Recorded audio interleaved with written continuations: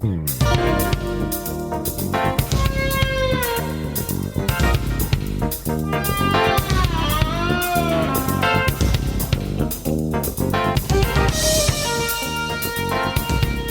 to the More Perfect Union, the podcast that offers real debate without the hate. I'm Kevin Kelton with Greg Matusak. Hi, Greg. Kevin, how are you? I'm not doing so well because Biz Markie passed away. I know. Yes. I mean, and it really is a blow to the hip-hop community. A lot of people know that I was a musical fan of many genres. Really, a lot of people don't know that I'm a huge hip-hop fan. And Biz Markie died at the young age of 57, I believe. So I don't know if you're familiar with him. If nobody here is familiar with Biz Markie, go out. I hate to start with the obits at the beginning, and I'd like to start with something, and we'll end with something really funny, I promise. But that's It's always good to open with the obituaries. I'll get better. Trust me. This will get funnier. Ward Anderson is off tonight, taking some well-earned rest. But we have someone joining us who's I'm very excited to have here, my good friend Kenan Heppe. Kenan, hello. Hey there, Kevin. How are you? I think I'm good. I think so. I'm not in mourning over Biz Markie, although I do know that he was a brilliant rapper and musician. Greg, Kenan and I met when he was a student of mine in the UCLA Extension Writers Program, and he was one of the better students in that particular class. And later on, we went on to kind of co-write. It was really his creation, but I kind of helped him write a pilot based on a web series of his called Girlfriend Guy, a very funny web series that I encourage people to go and find. And the other interesting thing, there are many interesting things about Kenan, but the one that we're going to talk about probably the most tonight is that about 5 years ago, maybe it was a little less, maybe it was 4 or 3 years ago, Kenan, you'll tell me. We're out to lunch, and Kenan tells me, he says, you know, Kevin, I just got back a few months ago from doing a movie in New York that was actually a Chinese movie. And I got the part because I'm one of the few Caucasian actors who speaks Mandarin. This movie's in post-production and it's going to open pretty soon. And it just occurred to me, I'm a struggling actor in Los Angeles with no work. And in China, I have a major motion picture opening. Maybe I should go to China for 6 months and see if I can't parlay that into something. And I said, absolutely, I think you should do that. And a few weeks later, Kenan was on a plane, and he's been living pretty much in China ever since. Right, Kenan? Yeah, I mean, wow, your class at UCLA was incredible. I think what really spoke to me, we were analyzing an episode of Veep, and we were talking about an information leak while someone was literally leaking. Taking a leak in the men's room. Taking a leak in the URL, yeah. And we talked about these layers, these subtle layers to the writing, and I just absolutely loved that. And the whole journey with Girlfriend Guy was definitely amazing. I want to get back. I want to keep that moving and get that pilot made.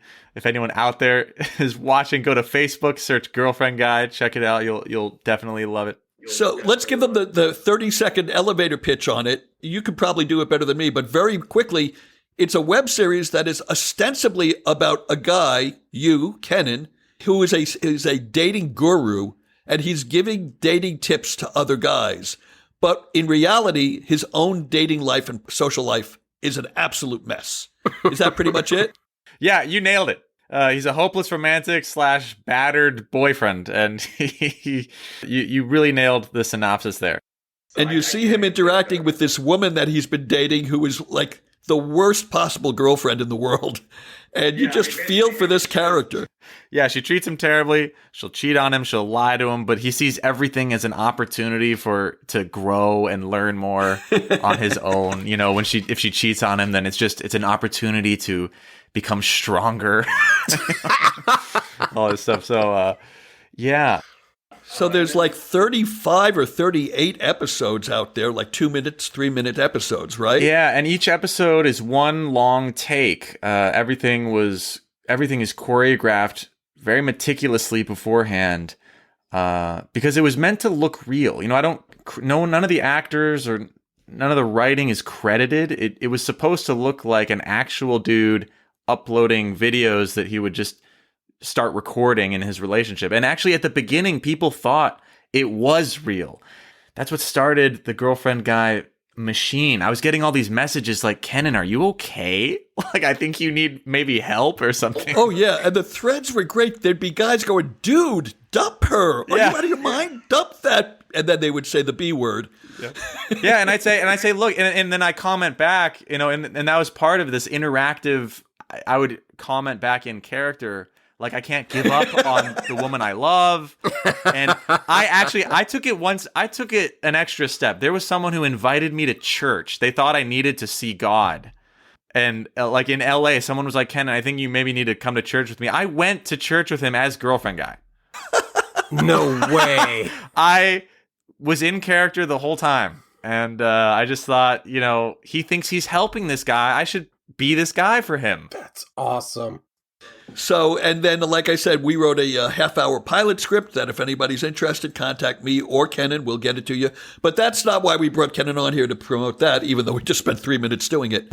We really wanted to talk about what it's like to be living and now working in China over the last 3, 4, 5 years. So it's an open-ended question, Kenan. I'll let you answer it any way you want. What has that experience been like for you? Well, thank you. It's a big question, but my experience in China has been so transformational as a performer and an artist and an entrepreneur. In LA, I had moderate success as an actor comparatively to the population. I would get a commercial every once in a while. I was the Lay's chips guy. I had a couple car commercials, had a day spot on Days of Our Lives. So I was working sometimes, but certainly not consistently. Every actor dreams of what it's like to just consistently pay the bills through the craft, right? It's very tough to do.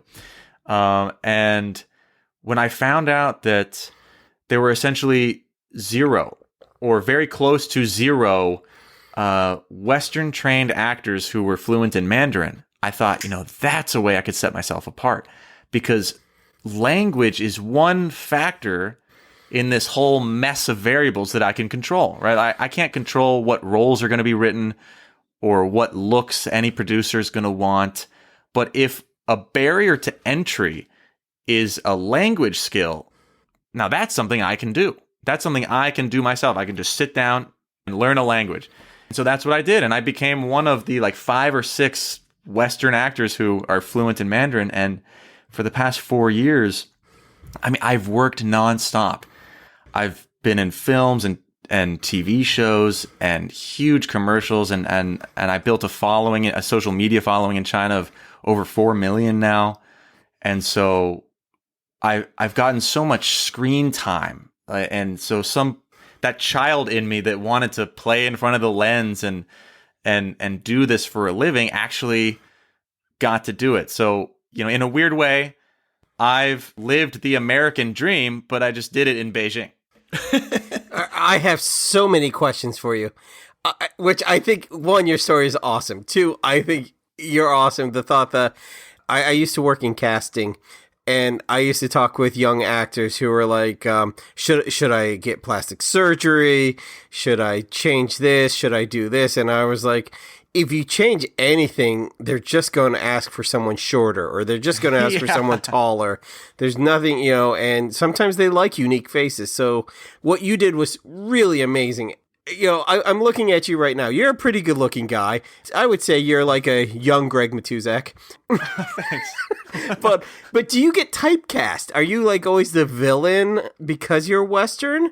Or are you a romantic lead? What are you typecast as? It's a great question.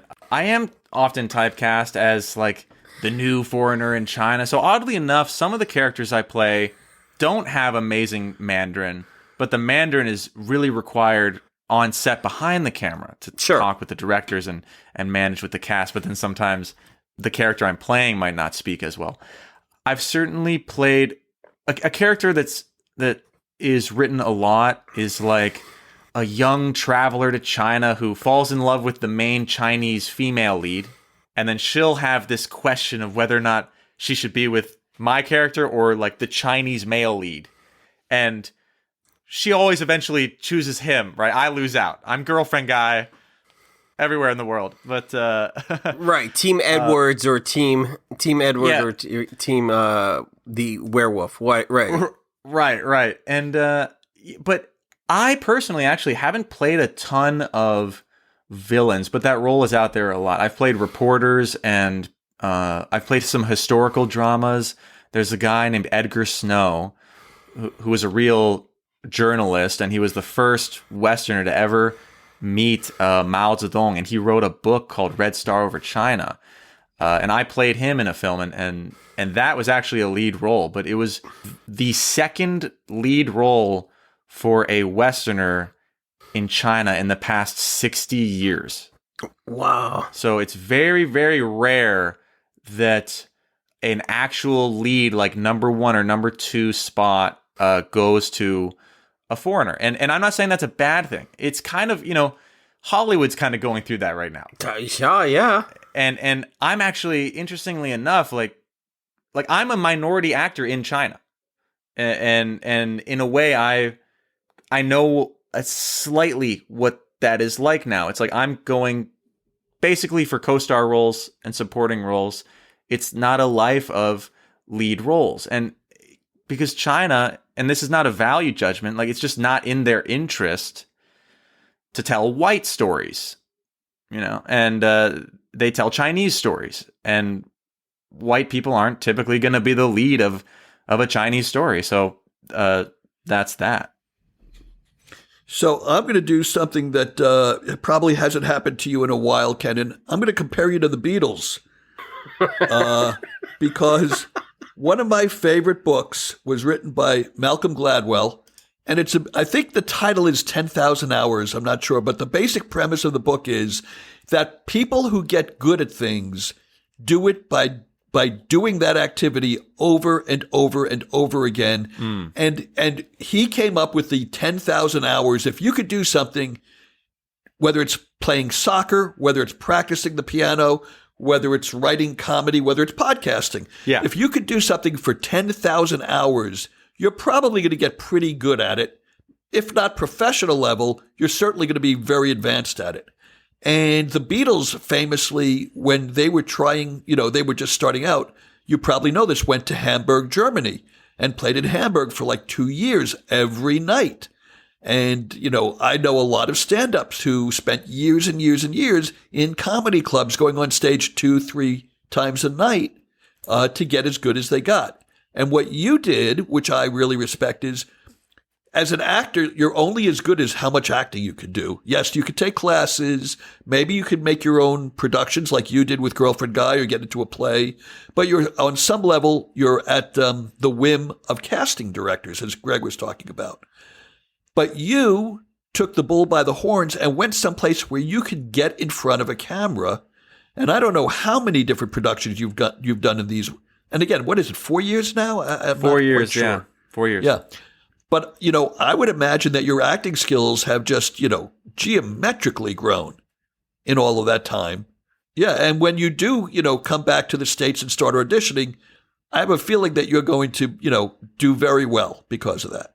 I think so too. And especially just for the technical aspects of knowing exactly, it sounds silly, but finding your mark, finding the light, knowing exactly where to turn your face for the camera. And so much technicalities in the field that you get only once you're actually in front of the camera and the lights.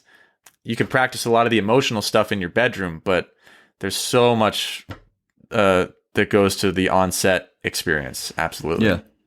Yeah, so the book was actually called Outliers. Yes.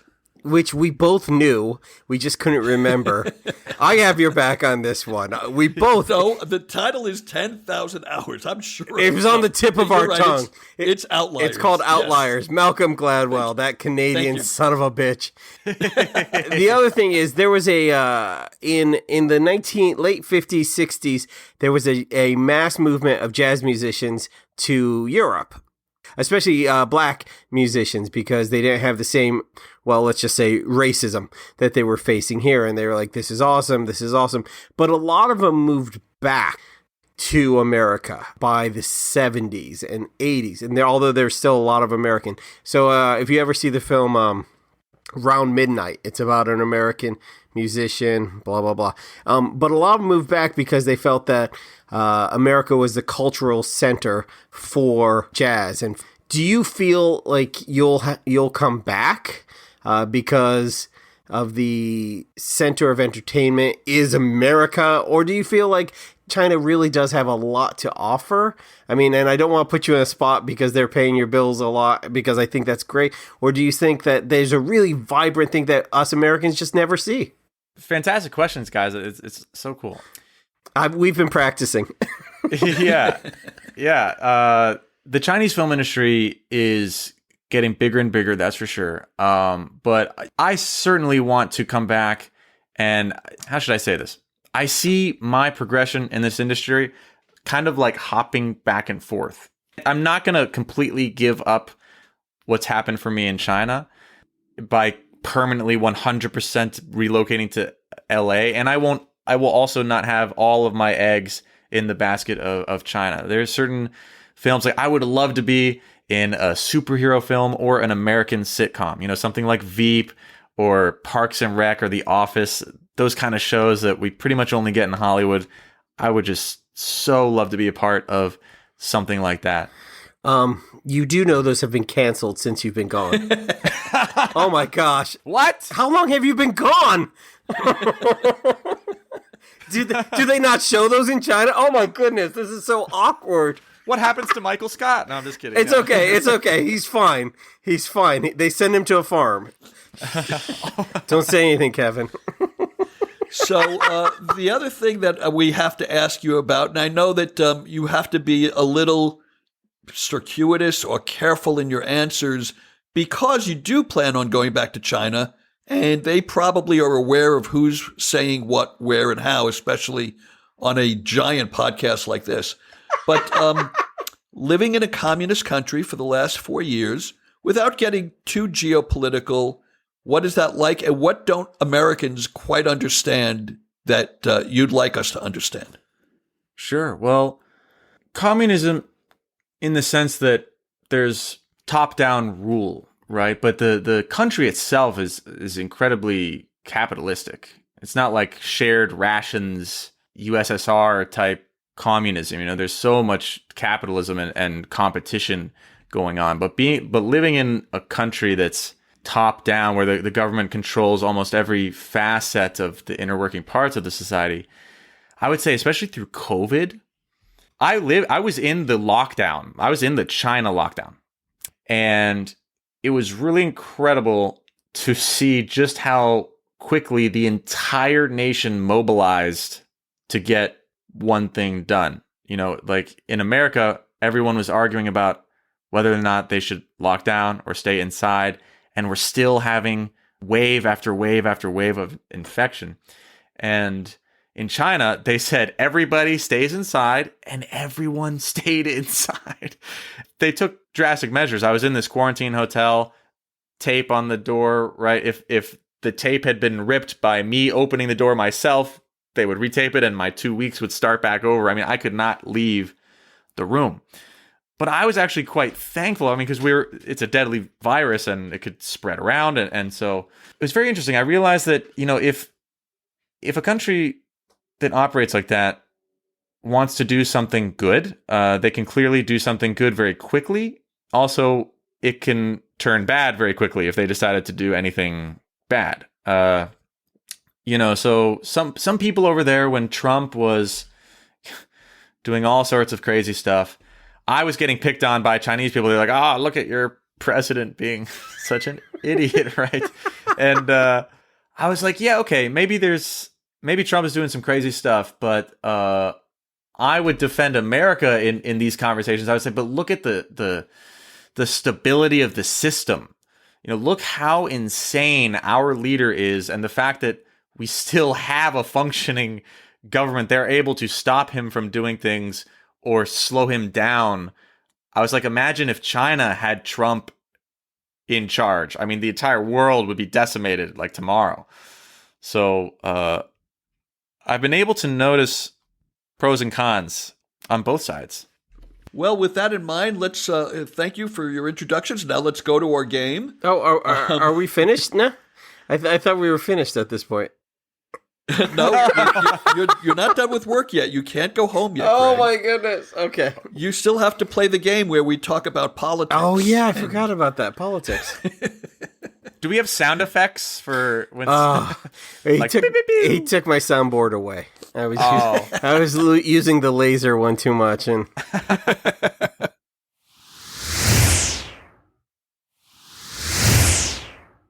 So in the news this week, so many things to talk about, but we wanted to start with Cuba unwinding. There were protests in some 50 cities, and the government, which is a communist government, is cracking down. So, knowing that you were going to be on the show, Kenan, I wanted to ask you what you think of the protests in Cuba by way of them being also a communist-run government. Yeah, well, I may need some clarification here. Because You're not going to get that on this show. yeah.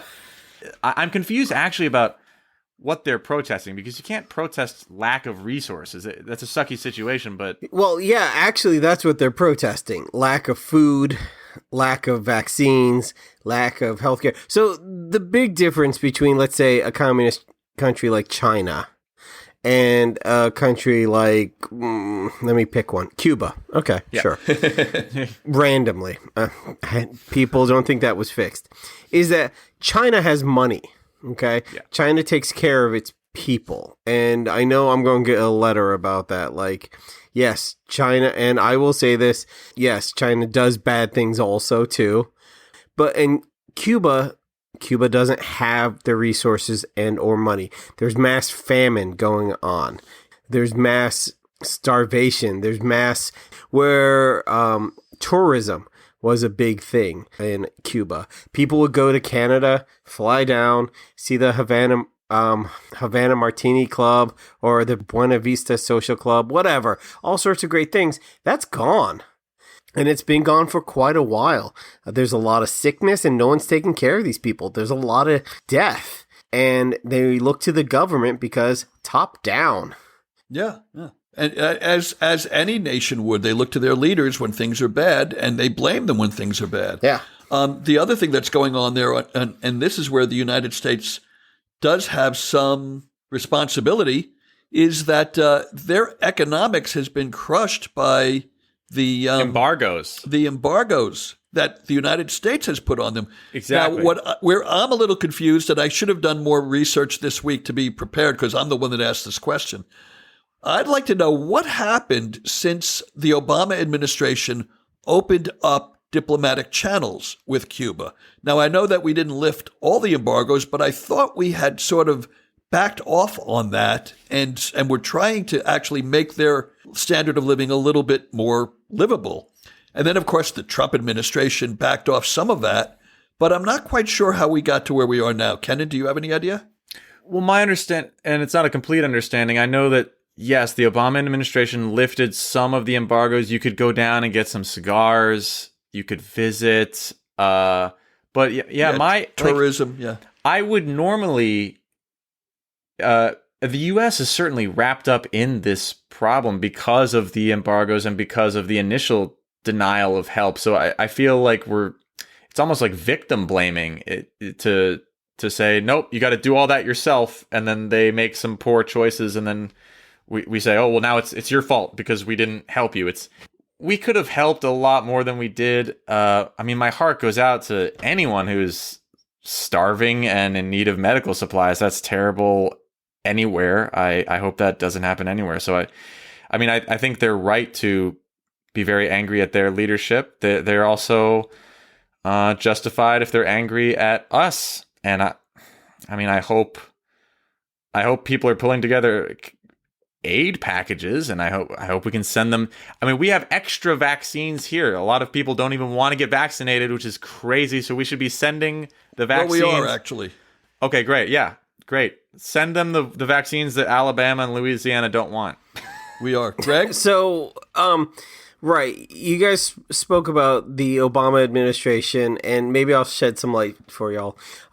In 2009, Obama was like, look, we're going to open up. We're going to try to make things easier. And even in 2014, he had allowed two gentlemen to go down there and build a factory. Won't this be fabulous? American products in Cuba. Yay, capitalism and communism working together. You got your peanut butter stuck in my communism. No, you got your chocolate stuck in my capitalism. Two tastes great together. And this was working, except for a small contingency in Florida that was pissed. So in 2017, and we're going to say he who shall be not named, because we'll talk about that segment later, said, you know what? Everything that happened before me under that Obama guy is being reversed. So that's kind of what happened with the embargoes. So when we're seeing mass starvation, it was a pretty poor economy before Trump. Yeah, exactly. And we can't blame that. And they didn't have a healthcare system for shit. There were all sorts of issues. And we saw this down in Honduras. We saw this down in a lot of other Central American countries that weren't communists, okay? That were, I'm going to use air quotes, had democratically elected presidents. I'm using air quotes because they weren't. Russia? Yeah, like Russia. But once again, Russia has money. Even though they may not seem to have, but Russia does have money. More resources. They have than a lot country. more Yes. resources. They're, So it's really, it boils down to a monetary problem, it seems, not so much. We can boil a lot of things down to a monetary problem. Yeah. All my problems are monetary problems. I was going to say, I got 99 problems. Money is one. Money's all of them. Yes. Yeah. So, in terms of the politics in America on it, I found this fascinating. AOC came out this week, and she took on the Biden administration and said that their policy is insanely cruel because we're continuing some of the embargoes because we don't want a communist-led country to have free access to our products in our marketplace and to build themselves up using capitalism, even though they are a communist country. And she came out and said that is insanely cruel. People are starving, just like you said, Kenan.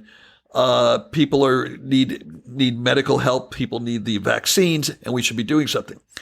Then you got your Mr. Marco Rubio, Senator Marco Rubio, a Cuban-American from Florida, who at some point is up for re-election. I forget whether it's 2022 or 2024. 2022.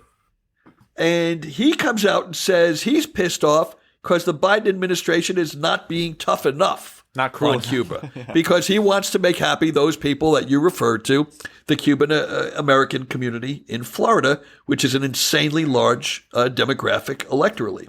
So what we end up having as a government is what I'm calling a Goldilocks policy, where one side says it's too cruel, the other side says it's not cruel enough, and the Biden administration is trying to find the just right point. The thing is, there already is a communist country that benefits from our capitalist society, and it's called China. They make tons of money from America. Yeah. Okay, and there's probably like 5 or 6 other ones. If I was better at geography, it's what keeps me off Jeopardy. Sure. And for us just to say it's, the problem is we don't want a communist country 200 miles from Florida. 90 miles, yes. 90? I'm really bad at geography. The island floated closer. Oh my gosh, I'm bad. I wonder if we're if we're simplifying the term communism, if we're oversimplifying that term. Because isn't classical, like philosophical communism when a government owns and disperses all the means of production and that's basically what that is? Yeah, communism, socialism. Yeah, you're talking about Marxism. And you're right. We're getting into more of the generalities of communism as just an oppressive regime, dictatorial regime. Right. Okay. Yeah. And so it's strange to me that the Cuban Americans, I'm confused. Why are they advocating for sending fewer resources to Cuba? This goes back to what we were talking about earlier, which is when Castro took over, there was a revolution in 1959, And he quickly associated with the Russians and chose communism over capitalism, which of course led to all of the tensions in the 60s, including the Cuban Missile Crisis and assassination attempts against Castro's life. And ever since then, the Cuban American community, which is a very vocal, very organized political lobbying community, and they want to see, obviously Castro, both Castros are now gone, but they want to see that island go back to what it was in 1958, which is probably never going to happen.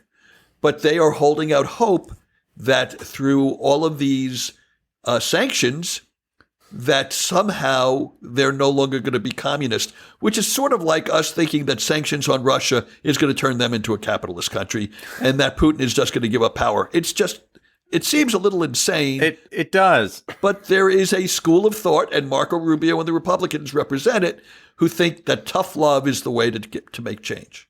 To me, yeah, if you place embargoes on your quote-unquote enemies, or if you're trying to change other people with this tough love, that does seem quite futile. You would almost think that you would realize you're not going to change them, so maybe to avoid war and avoid more problems, at least do business with each other and make them need you healthy.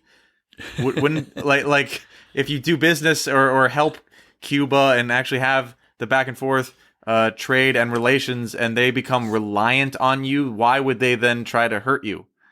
Like China's like we're doing so much business with China, it would be insane for China to have a physical attack here and vice versa, because we're so embedded, our economies are so embedded, we need each other. Right, but they, their human rights violations are pretty, egregious. Yeah, there's a lot of dissidents that are being held or have disappeared, and as I said, the Cuban American community, they don't like that, and they want that to change. Right. But you know what? We spent a lot of time on this. It's a great topic. We had a great conversation on it. But let's move on to cover some other things, because we don't want the podcast just to be about that one topic. The Olympics is set to start this week in Japan, sans spectators. Greg, are you like a fan of the Olympics? Do you get excited about this? I actually do watch the Olympics. I love the opening ceremony. I think that's the neatest thing in the world.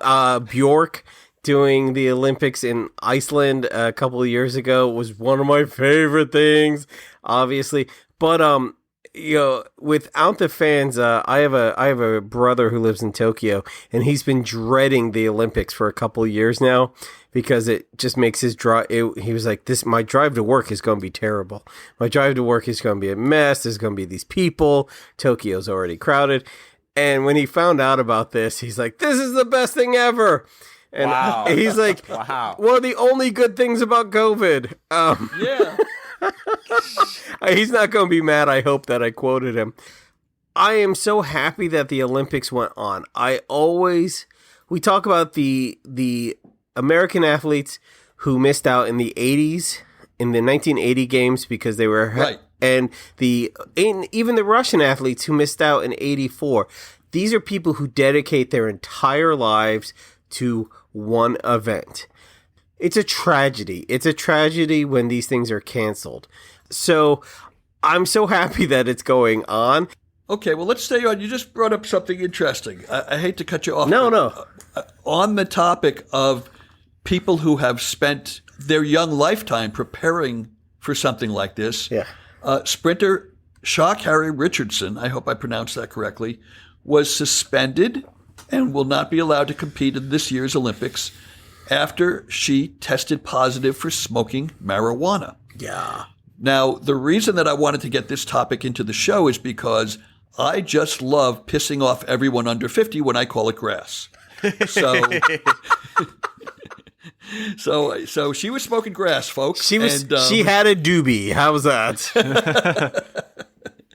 But Jessica and I talk a lot about this. She feels that that's crazy and it's unfair and it doesn't reflect the values that we have gotten to as a country and as a world, where certainly more places in the United States are decriminalizing and some are making legal the use of marijuana. So I throw it to you guys. Was this a valid application of the rules, or do you think that this is taking it too far? I have a rant about this, so I'm going to let you go first. Kenan gets to go first. Okay. All right. I'm a bit of a purist in this sense. I believe that this is tough, but it is against the rules. And it's not, many countries all over the world are competing in the Olympics. Marijuana is not decriminalized in many of these countries. And so I see it as a little bit of American extraterritoriality or American exceptionalism. Yeah, exceptionalism. If we're trying to impose our laws now on these other nations, and then if they let marijuana, if marijuana is okay, well, what about ketamine or anything else? Like, why is the line here? So they draw a hard line in the sand. That's the line. Don't go over the line. And Kenan, I want to follow up with that because you actually are a chemist. I didn't mention that in our opening. Yes. So, but you studied chemistry and have a pretty good working knowledge of it. Do you have any insights? Do you know anything about the chemical makeup of grass that would make it a performance-enhancing drug? Because I've read some articles today and I've seen it explained both ways. Well, it certainly depends how much is in your system, but and I don't think you don't get like super strength or anything from marijuana, but your body is more relaxed. And when you're a little more relaxed, the oxygen in your body may end up flowing more efficiently, and that could deliver some extra power to the muscles. I mean, it's hard to say. I don't know how much was in her blood. I know marathon runners will sometimes smoke the night before.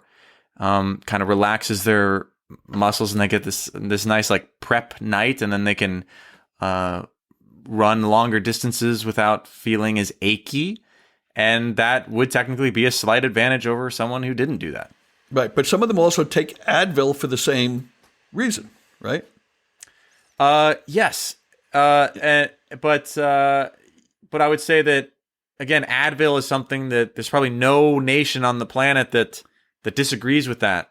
Right. Whereas it's kind of like, can you conceal carry? Because if you have a gun permit in America, can you walk into a bank in Egypt with your gun? It's like, why are you imposing the rule set for America over in Tokyo at the Olympics? Good point. Greg? All right. Here we go. I'll try to keep this brief. The actual rules say that marijuana is banned because it goes against the spirit of the game. That's one of the reasons, yes. That's one of the reasons. Okay, cool. Let's go with that for a second, but let's move on. 2, I've heard it from several people that marijuana could be used as a masking agent for something else, and I'm not accusing her of anything else, but it could be. 3, it's called the IOC, the International Olympic Committee. This is an international event. And those 3 answers right there, boom, boom, boom, like Johnny Lee Hooker said, should be enough. Boom, boom, boom, boom. But 4, and this is the big one, she knew it was wrong. Okay? And she knew it, yes, she knew it was against the rules. And it was the rules. And these are Olympic athletes. And we talked about this. I talked about it. I ranted. They dedicate their whole lives. They know these rules inside and out. They are told, here's sign your 9. Here are the rules. And she knew it was wrong. And I understand that she went through some personal tragedy. And she still, at a certain point, said, I don't care if I get caught. I'm going to do this anyways because this is probably a really bad day for me. And thus, she gets punished for it. And that's a horrible, horrible thing. It's a personal tragedy. But that's how that works. I agree. I agree with Greg. It was against the rules. I'm not a chemist. I'm not a scientist. I'm not a doctor. I suspect that marijuana is listed as a performance-enhancing agent because it is. And we all know that the weed today that is being mass-produced is very different than the weed from the 1960s, 70s, and 80s Oh, yeah. God only knows what could be in it. So there are reasons, and I'm sure that what they test for is not weed. They test for chemicals, and whatever chemicals they found in her system are chemicals that are banned. Yeah, precisely. And just calling it marijuana is actually the reason I can't speak to the chemical nature of that is because there are so many different strains of marijuana, and we would have to know which strain she had to actually talk about the specific chemical effects of that particular strain. Right. Now, the other thing on the Olympics that I wanted to mention is that there's several new sports that are going to be appearing this year, and I'm going to be a grumpy old man about this. But they are adding baseball and softball. Now, baseball was in the Olympics. That's before. garbage. Wait, are we mad about that? I can't remember. Not yet. Okay. I'll hold my anger. Baseball. Baseball was an Olympic sport. Then, for some reason, in 2008 or 2014 or something, they took it out. I don't know why. And now it's coming back. They've added women's softball. And women playing in the Olympics. Wait, am I supposed to be mad now? Yes. Okay. Yes, you should be mad about that. But they've also added, now judo and jiu-jitsu had been Olympic sports in the past, but they've added karate. They've added skateboarding, sports climbing, and my favorite one to turn up the temperature on, surfing is now an Olympic sport. Okay, Wow. well, sports climbing. I've been to a sports climbing competition before. And they are exciting.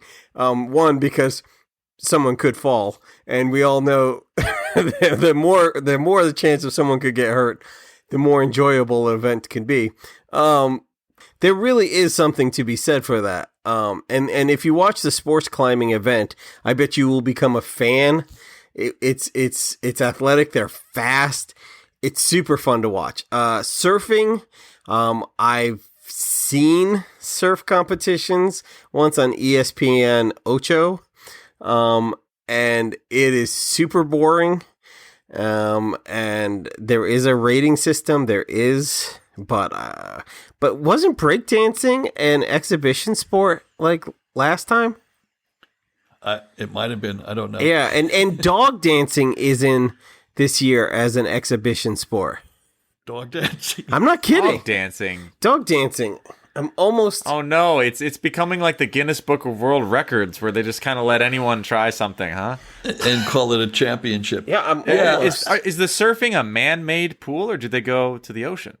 They go to the ocean. Yeah, Tokyo's by the ocean. They picked a spot that's about 45 miles from the Olympic Village, which I assume they picked because it's got the gnarliest waves, the tastiest waves. Yeah. I believe that is the official Olympic Committee terminology, the gnarliest, tastiest waves. And breakdancing will be in 2024. Kenan, how would you say gnarliest, tastiest waves in Mandarin? 最棒最好看的水 Oh my god. There you go. That is the coolest language in the world. I've got to learn Mandarin. It's on my list of things to do. And karate, they're going to have two different competitions in karate. One is going to be kata, which I've actually competed at kata when I was a brown belt. I came in third place in a small competition someplace. Certainly has in no way has any relevance to world-class kata competitions. And there's going to be kumite. Now, Kenan, you probably know a lot about this because your dad, like me, I'm a black belt, and your dad is also an upper-ranked black belt in, is it Hapkido? Taekwondo. Taekwondo. Wait. Yeah. Kumite, isn't that like a death match that happens once every 10 years where you get a secret invitation to an island, the Kumite? I'm sorry. I've seen Enter the Dragon. You get... It's sport. What we would call point fighting. Oh, in the dojo. Yeah. Forget it. Oh, I'm not interested anymore.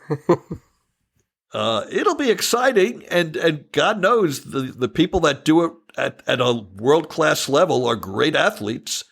But I don't know. I'm a purist. I mean, it's nice that they're adding some of them, and I guess if you're going to have judo, you might as well have karate. But when you start to get into skateboarding and surfing, I don't know. I kind of agree. Skateboarding. Get off my lawn. Typing. Who can type the fastest? Words per minute. That might texting would be a good one.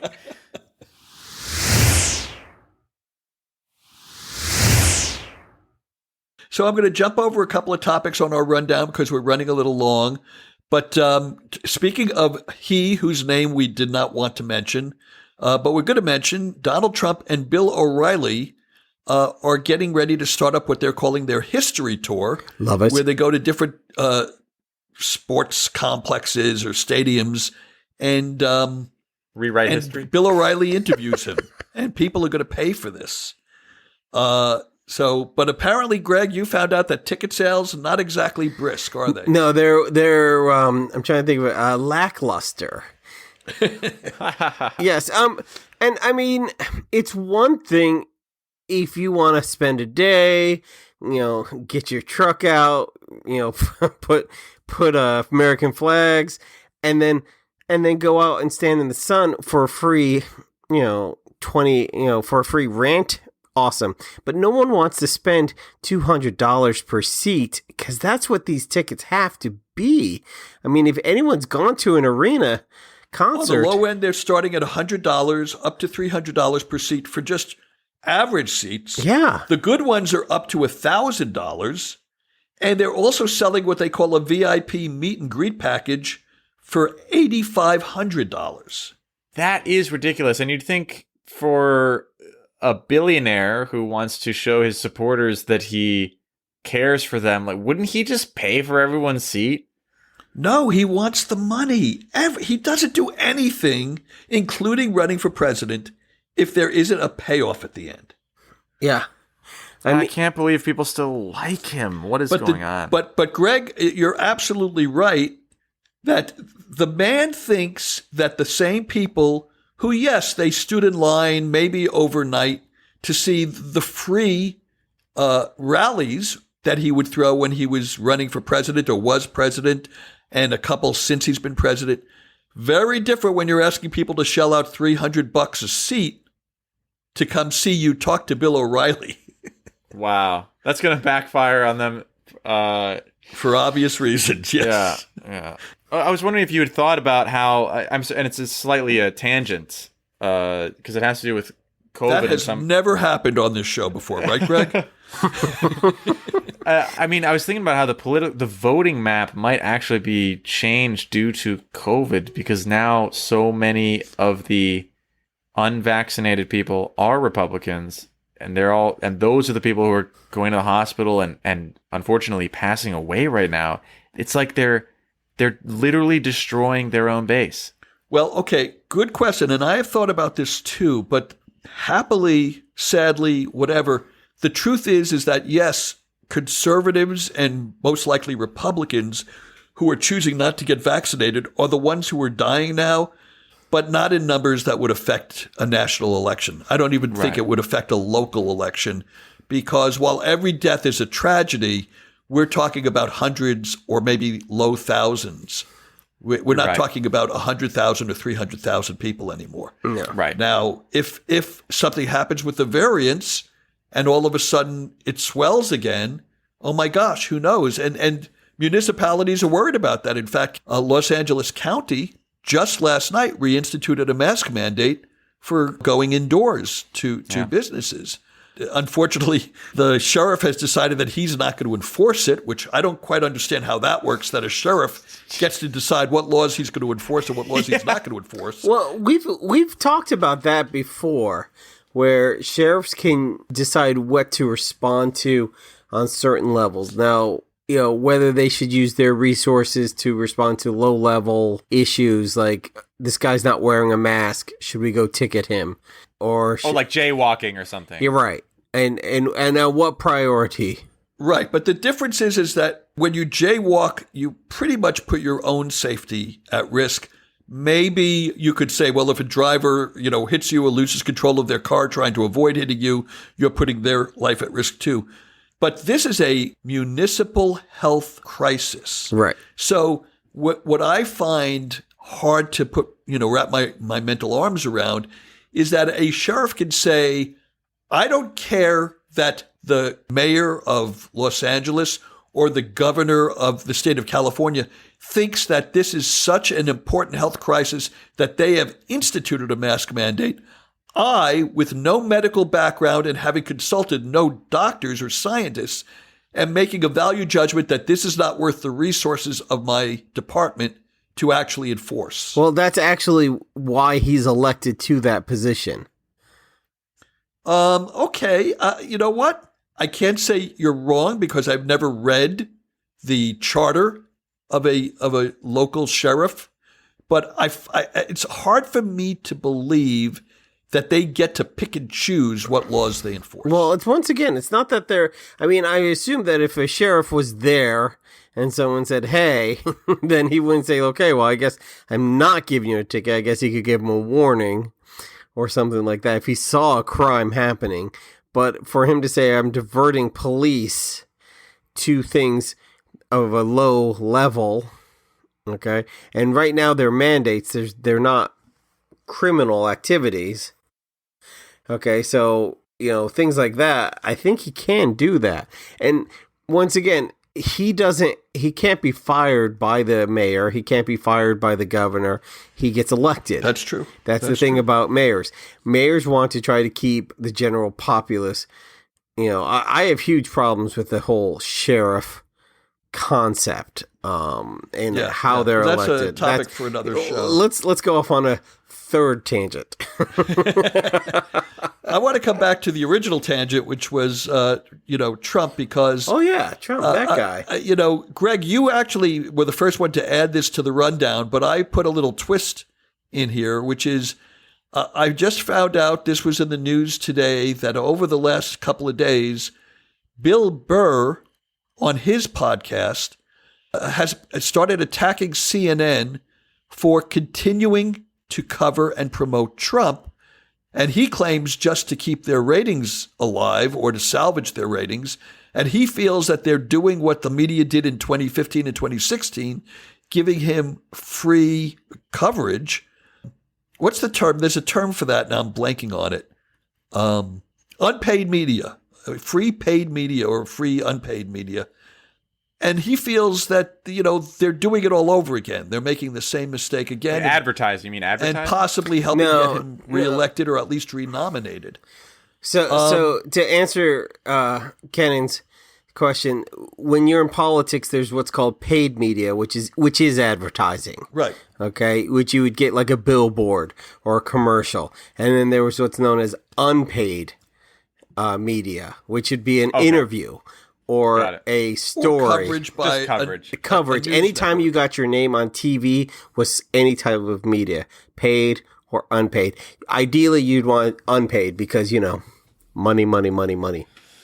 Yeah. Well, I think in a sense we are giving him unpaid media, but it's an ex-president, so it's news. It's a tough news, and you have two books which will probably become bestsellers, just released this past week, or maybe the interviews are in advance of the books coming out in the days to come, that are very critical of the Trump administration.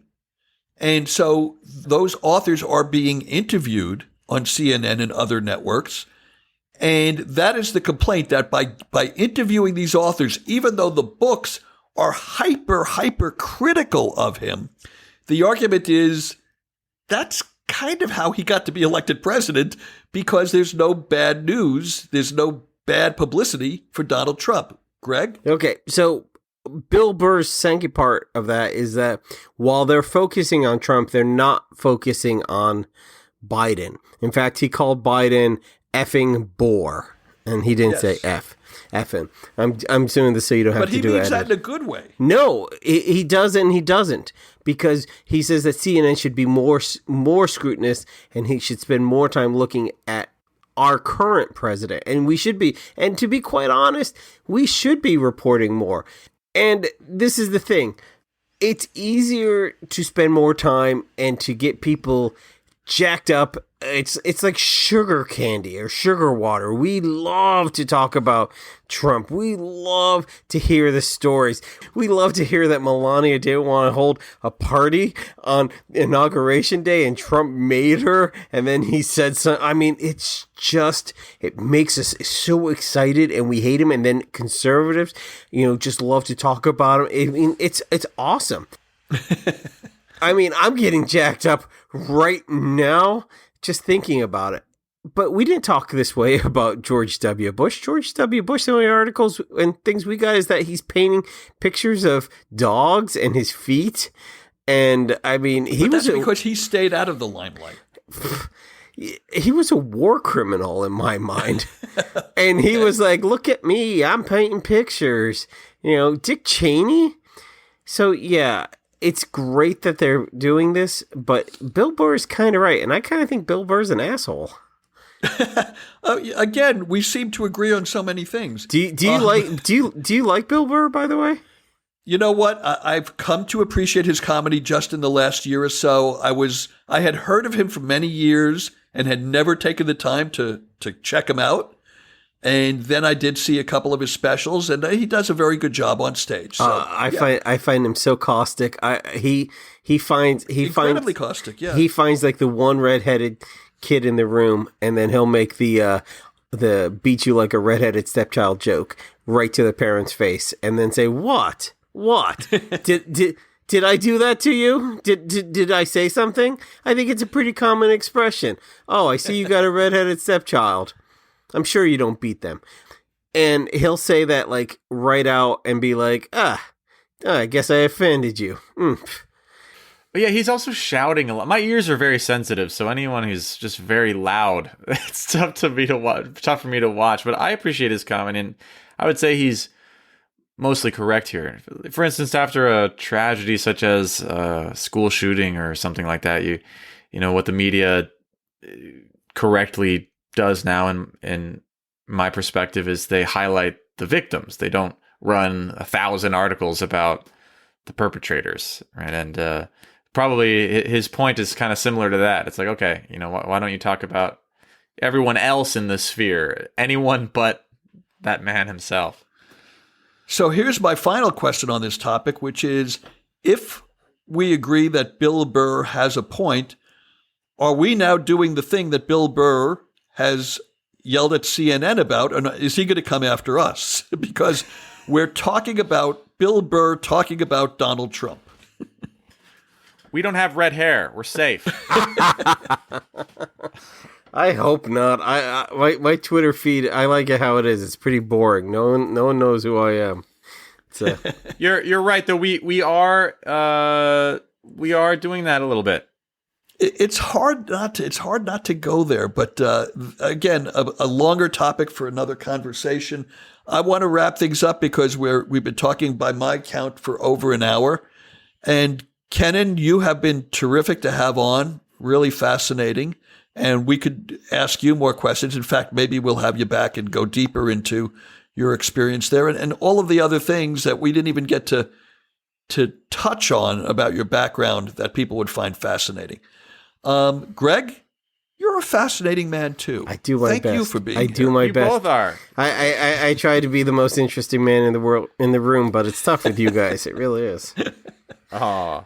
But the most interesting people here are our listeners, and we want to thank them for listening as you do every week. If you enjoy what we do here, and we hope you do, please follow us on Twitter at MPU Podcast and on Instagram at MPU Fan Club. And don't forget to share our link on your Facebook timeline so your friends can discover us as well.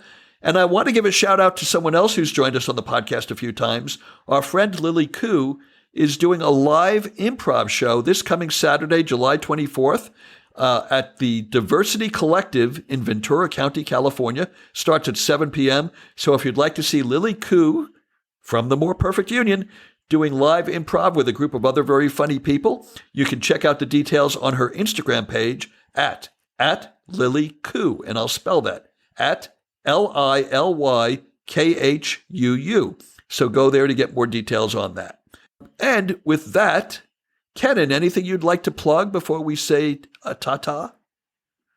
Oh, wow.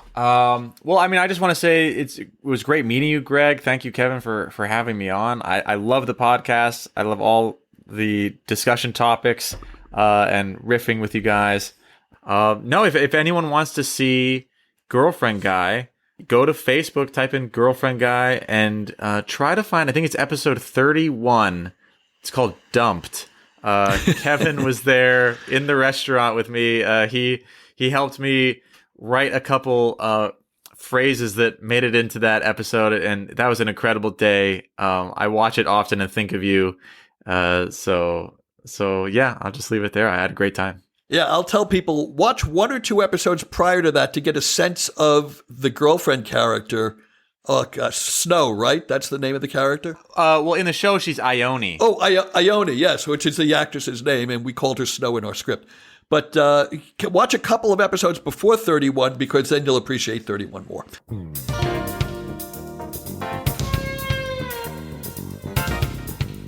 And Greg, what web series of yours should we be looking for?